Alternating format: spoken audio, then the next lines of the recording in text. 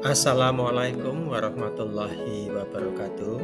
Saya Budi Sri Maryatmo, calon guru penggerak angkatan 8 dari SMP Negeri 1 Ngadirojo, Wonogiri. Saya ingin menyampaikan modul 2.1 koneksi antar materi pada pembelajaran berdiferensiasi.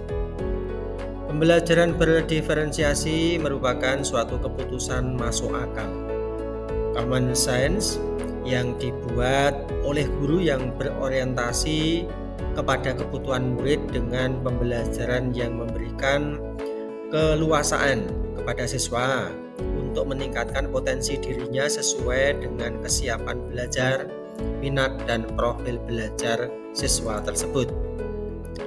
Tujuan pembelajaran berdiferensiasi yang pertama, merespon kebutuhan belajar murid dengan diferensiasi konten, diferensiasi proses dan produk pada lingkungan belajar yang mengundang murid untuk belajar manajemen kelas yang efektif.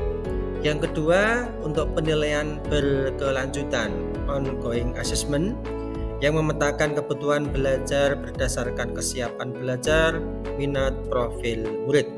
Yang ketiga, menciptakan suasana belajar yang kolaboratif dan positif. Strategi pembelajaran berdiferensiasi. Yang pertama, diferensiasi konten.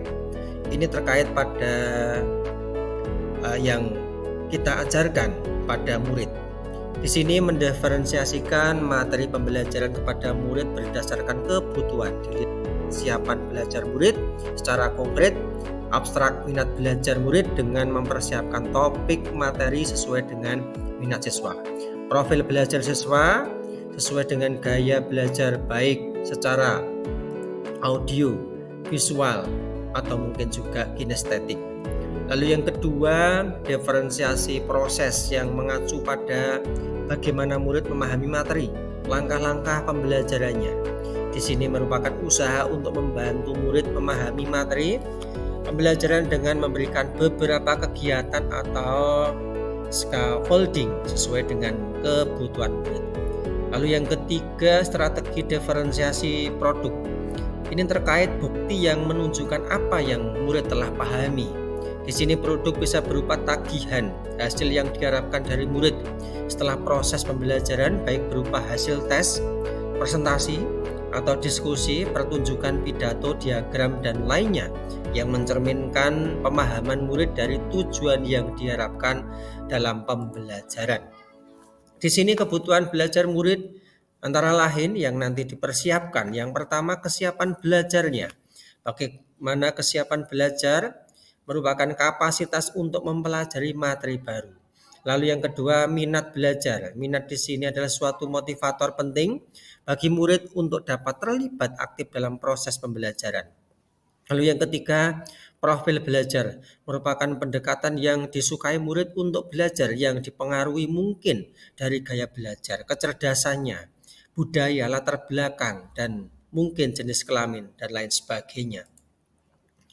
Di sini tentunya pembelajaran berdiferensiasi yang tentunya dikaitkan dengan filosofi pendidikan Ki Hajar Dewantara.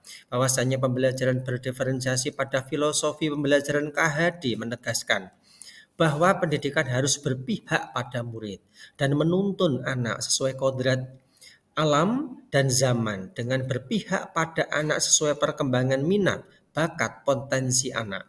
Hal ini selaras dengan pembelajaran berdiferensiasi, di mana pembelajaran berorientasi kepada kebutuhan murid dan memberikan pembelajaran kepada anak dengan cara memetakan kebutuhan murid sesuai kesiapan belajar, minat belajar, profil belajar anak, resensiasi kaitannya tentunya dengan filosofi pendidikan Ki Hajar Dewantara.